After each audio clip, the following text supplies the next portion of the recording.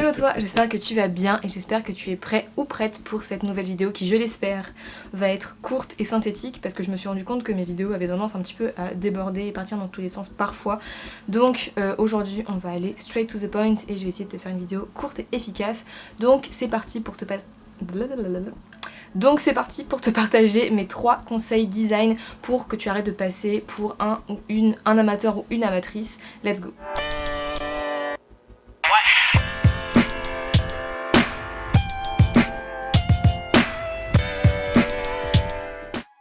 Donc j'enfile mes petites lunettes pour voir mes notes juste à côté. Premier conseil, ça va être de tout simplement utiliser le design graphique à ton avantage et donc l'avantage de ta marque. On va revoir les termes, les définitions comme d'habitude puisque tu sais que j'adore faire ça. Donc déjà, qu'est-ce que le design, la base? Le but premier en fait du design, c'est vraiment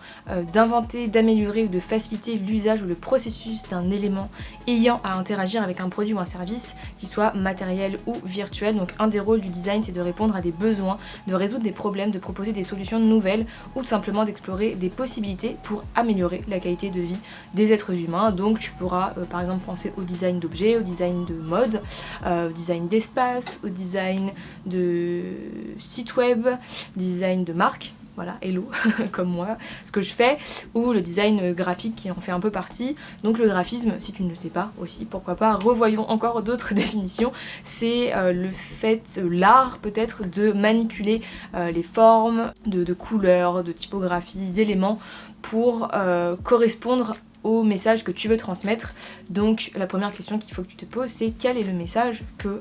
je veux transmettre et comment est-ce que je vais utiliser le design pour m'aider. Pour te donner un exemple, je vais utiliser une marque au hasard, donc on va dire moi tout simplement parce que ça va être très simple comme ça. Mon message, c'est que je suis convaincue que chaque individu peut avoir un impact énorme sur le monde et donc je suis convaincue qu'avec une marque on peut avoir encore plus d'impact et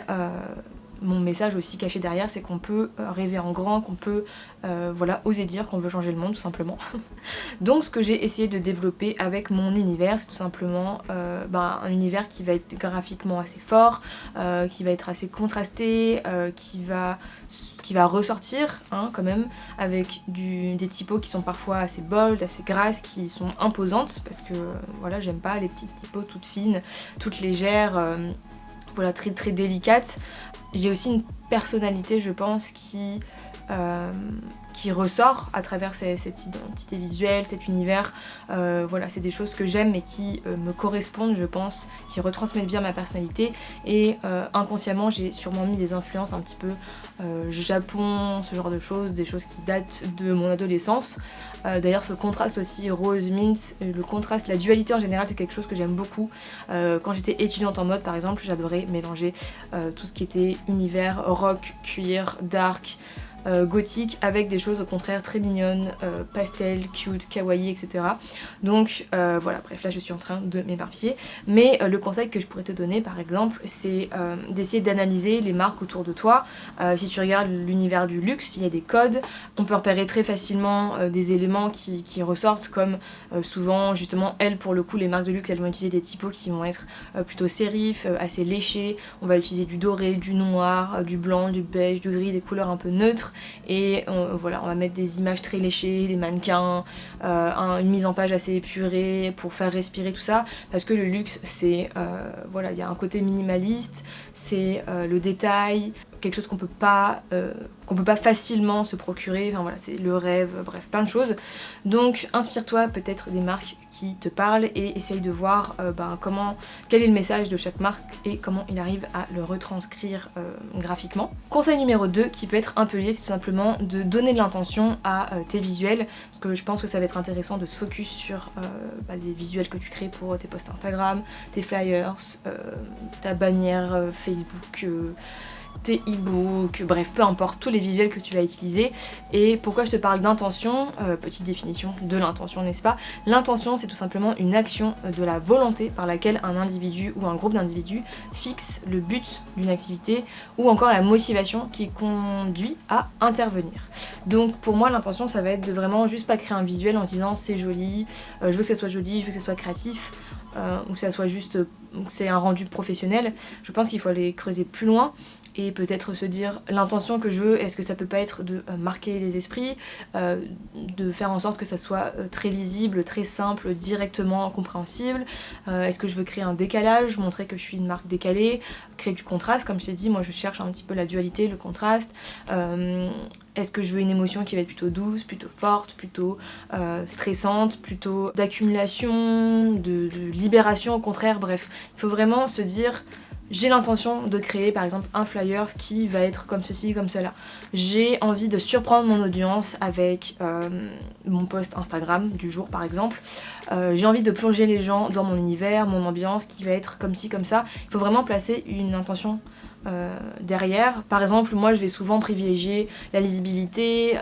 la créativité aussi d'une certaine façon, puisque mon métier est quand même principalement créatif, donc il faut que ça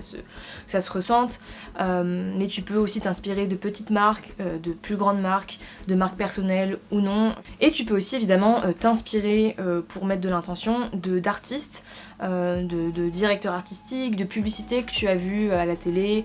sur internet, peu importe, de films qui te parlent, qui t'inspirent, qui t'ont marqué, et essayer de voir quelle était l'intention derrière. Ça rejoint le message, voilà, le conseil numéro 1 juste avant, et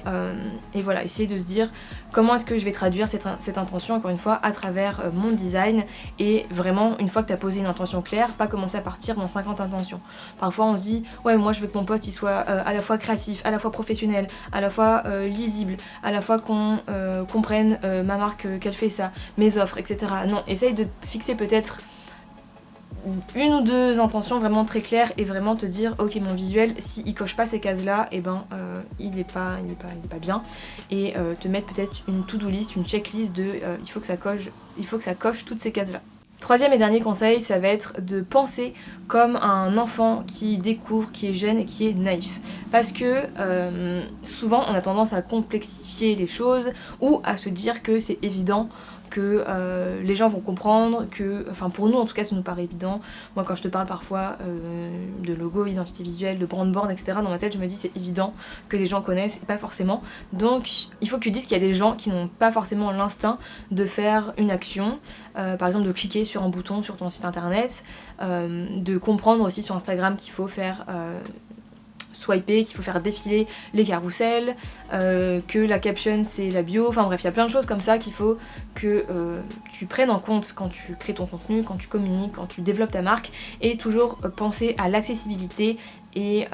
que ça soit facile à comprendre, que n'importe qui puisse comprendre, et comme je te disais, qu'un enfant puisse facilement se dire ok, là il faut que j'aille ici, cette marque elle veut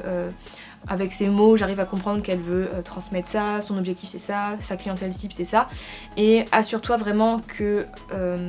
tout soit clair pour un enfant, et du coup tu verras que tout sera clair pour forcément un adulte, évidemment si ta cible est plutôt un adulte ou une adulte. Donc voilà, ça, le fait de réfléchir à l'accessibilité, de penser par exemple aux couleurs pour les personnes qui ont du daltonisme par exemple, qui voient pas parfaitement les couleurs, qui voient pas parfaitement les contrastes, d'être sûr que le texte soit lisible, que les boutons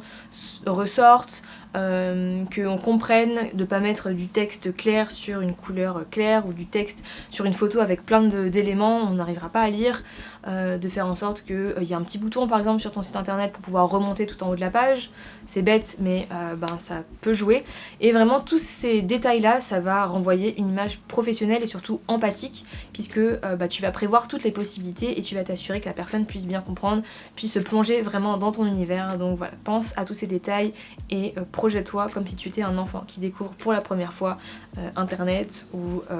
une marque ou bref, tout ce genre de choses. Donc voilà, j'espère que cette petite vidéo t'aura plu, t'aura donné des conseils, des pistes, des idées pour développer ton design. Évidemment, c'est beaucoup plus complexe. Le design, c'est très spécifique, ça comprend plein de choses, mais si tu mets en place déjà ces 3 petits conseils-là, je pense que ça peut améliorer vraiment grandement l'image que tu vas envoyer, et tu arrêteras peut-être de passer pour un amateur ou une amatrice qui crée juste du contenu pour être jolie, qui s'intéresse pas à son audience, et s'assurer qu'elle comprend bien, qu'elle arrive à lire, et que c'est fonctionnel aussi tout ce que tu vas créer.